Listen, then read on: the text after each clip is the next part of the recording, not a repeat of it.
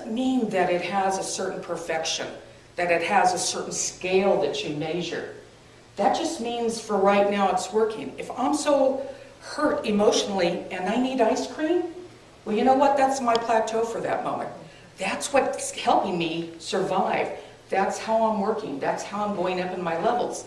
So I'm not going to compare it with somebody else. They lost 100 pounds and I didn't. Excuse me. That's just where they are for their stage of development. Maybe I'm somewhere else. I need something else. What is it that makes me be able to keep going, be able to keep working on myself, to be able to keep trying? So I'm looking for that plateau. So it's not a high expectation. It's a realistic plateau. Where am I in balance in this moment where everything's working together? So that brings me then to that state of wholeness at that point. And then I start again. So I've resolved a point or some percentage of whatever issue I was working on. Maybe it's something as little as a relationship issue. I had a Facebook message from my first husband.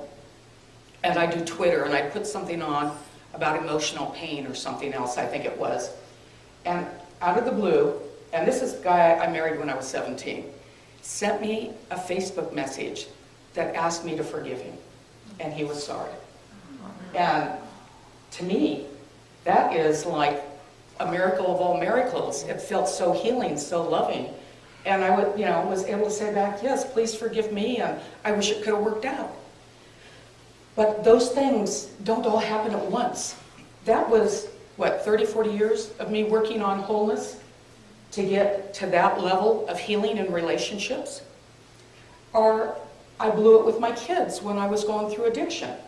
It took me a lot of years to get back to a better level of wholeness with them, to heal those relationships. And it wasn't the same. They're friends now. And the good thing was, I don't have the power differential between the mother and their daughters anymore. We go out and have fun. If I'm going to a party, I want to sit at the kids' table, because you know it's going to be fun. So you see, we keep cycling, we keep spiraling, and we do it just a little at a time. Healing has its own rhythm, its own speed.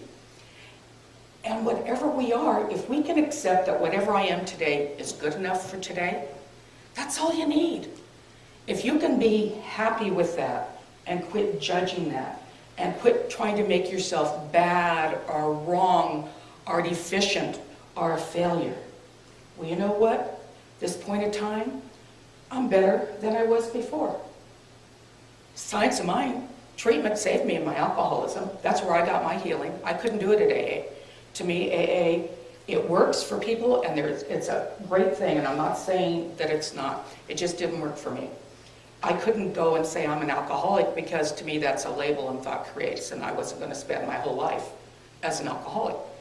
But science of mind and treatment work was one of my solutions. That's one of the things that was successful for me that I kept working for. Looking for the right person to talk to, looking for the right therapist, looking for the support I needed, the help I needed, the connection with Source that gave me the strength to do what I needed to do to get out of it. That's been my mainstay my whole life, and I would give up everyone I know before I'd give up my vertical connection. That's what got me where I am today. So you look at the things that worked. It worked, whether I was an alcoholic and dead drunk, or whether I'm standing here in front of you today manifesting miracles. It works, and that's what you look for. What is it that you do that works? You're depressed, but you love music, and you turn on a song once a day. Maybe it's a depressed song. Don't judge it. It's music. It's reaching out. It's hearing something else.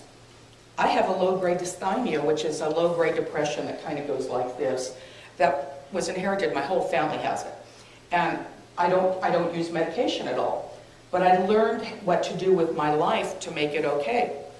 So you'll find me at like Cool Bean a lot, working on computers or working on different things that I work on, because I don't have to be talking to people, but I need to be around people.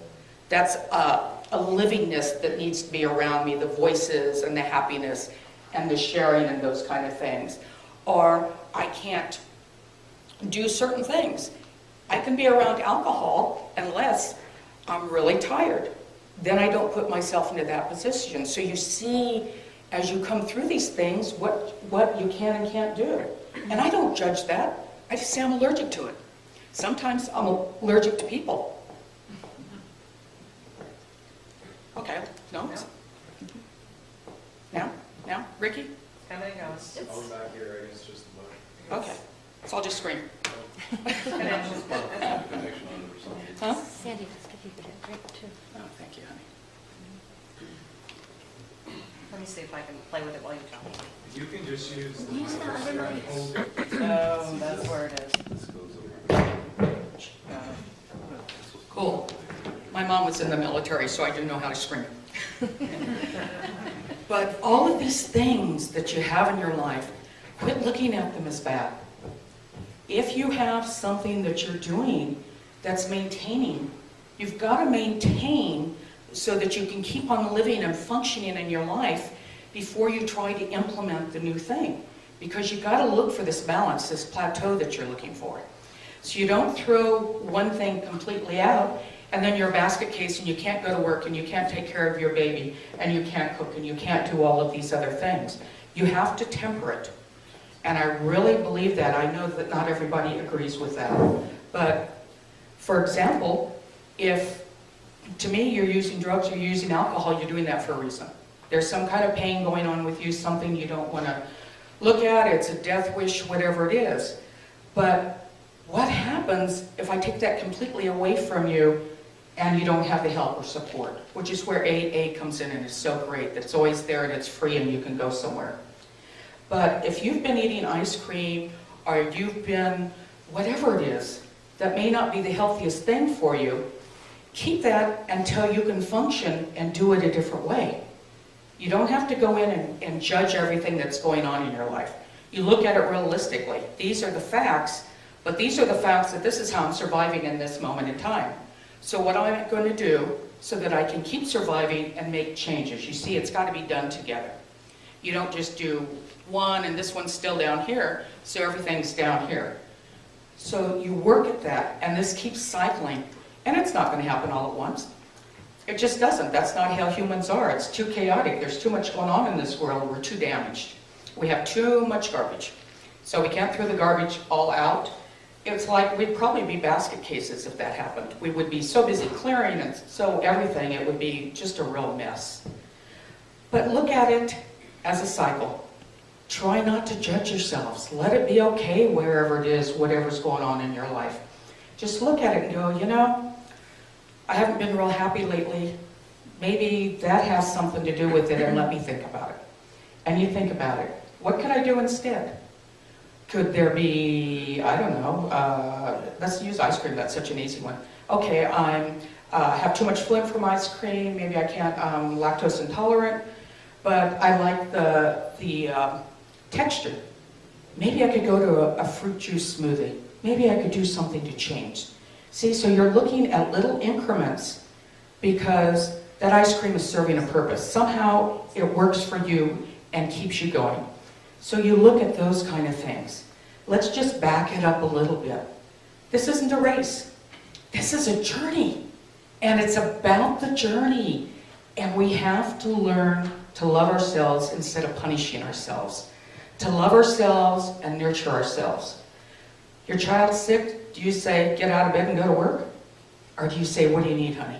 And you nurture them and you love them. Well, in many cases, we all have an illness going on. Whatever that is, whether it's physical, whether it's mental, whether it's emotional. So we need to be gentle with ourselves. Tough love comes into that, but it also, you get nurturing love and the mother love and the things that we need that we weren't given. We came out of abusive childhoods. We came out of nightmares. We came out of that. And we have to learn to do, I hear so many parents, I made changes from how my mom and dad were to teach their kids and how they parent and how they take care of the kids.